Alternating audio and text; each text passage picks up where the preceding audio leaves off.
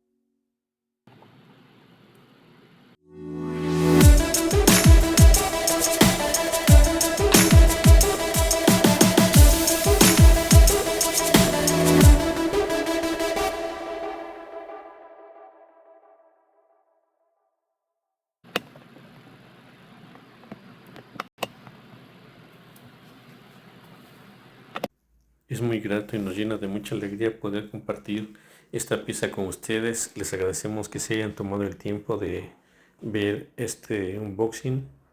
Gracias. No te olvides de poner la campanita y suscribirte y darle like.